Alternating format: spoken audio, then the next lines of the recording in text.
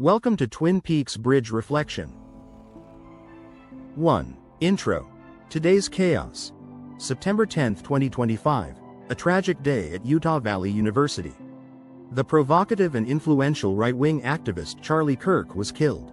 Whether you loved him or hated him, his death is already being weaponized in America's endless left versus right war. The irony is brutal. He once said gun violence was worth the cost to protect the Second Amendment. Now he himself has become part of that cost. That shows just how deep a hole our society is in. And that's only one crack in the wall. Look around.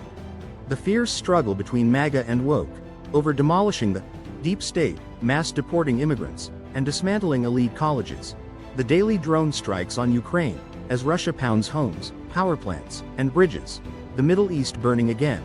Israel locked in cycles of bloodshed with Gaza and Iran. In Washington, the only issue both parties agree on is containing and outcompeting China.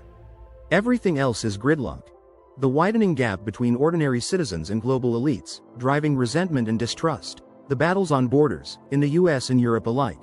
Locals versus immigrants. Even in neighborhoods, churchgoers against LGBT communities, clashing over culture and values. It feels like the world is breaking apart. We tell ourselves these fights are battles of good versus evil, or greed versus kindness, or corruption versus hope. But maybe that's the wrong frame. Maybe it isn't morality at all. Maybe it's simply human nature. Have we been here before? Yes. Can it be stopped? Maybe. Is there hope at the end of the tunnel? That depends on how we respond. Because one experiment explains it all. Before we dive in, if you appreciate calm, clear breakdowns of big global plays, hit like, subscribe, and leave a comment with your take. 2. Robbers Cave Experiment. Hate from Nothing. Oklahoma, 1954. 22 boys, all white, middle class, same age. No reason for hostility. Psychologists split them into two groups, secretly. At first, nothing happened. But after a few competitions, tug of war, baseball, treasure hunts, everything changed. The boys gave themselves names, the Eagles and the Rattlers. They raised flags. They sang fight songs. They built identity.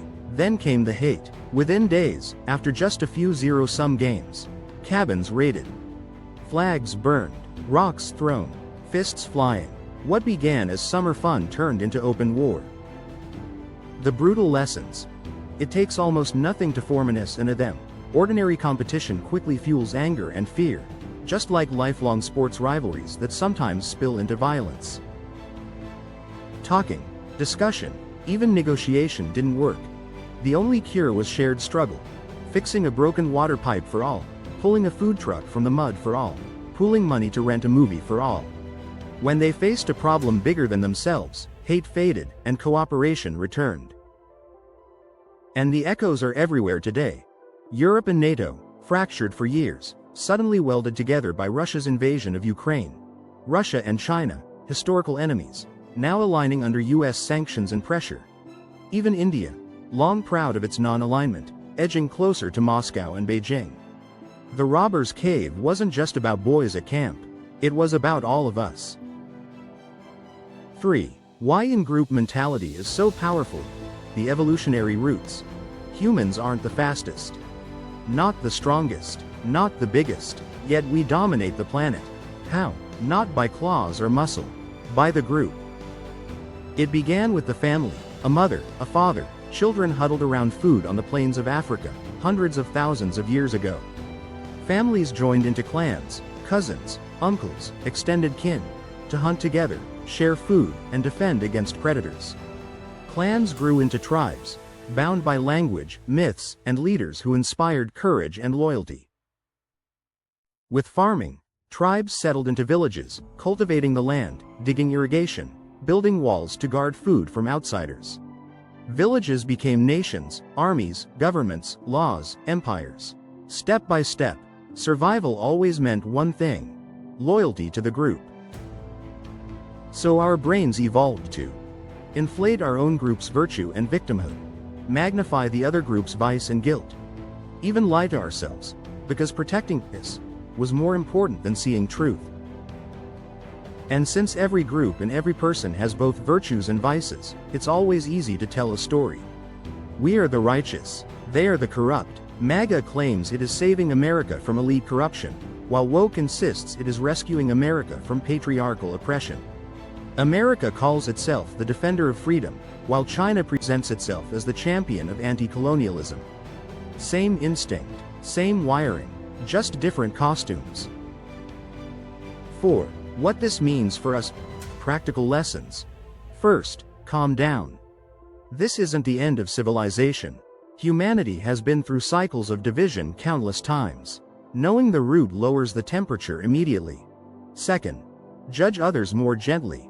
Yes, the other side is hypocritical. Yes, they have flaws. But so does yours. Step back, see the bigger picture. Try to look at the fight as a third-person observer. Third, judge yourself more harshly. Hold yourself to the same standard you demand from others. That third-person lens cuts through your own self-deception. Finally, the real solution equals shared struggle. Talking matters, but it isn't enough. Real peace comes from building and struggling together. At Robber's Cave, the boys had to fix the water pipe. For nations today, the shared projects might be fighting climate change, curing diseases, ending poverty, exploring space.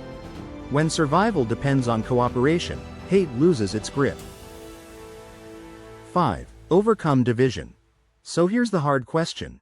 What should our common struggles be? Right now, both Democrats and Republicans are united against China. That's convenient, but is it real unity, or just a deeper war waiting to explode?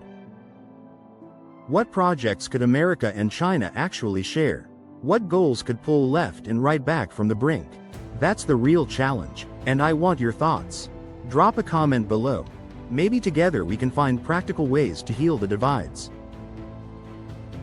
6. Final.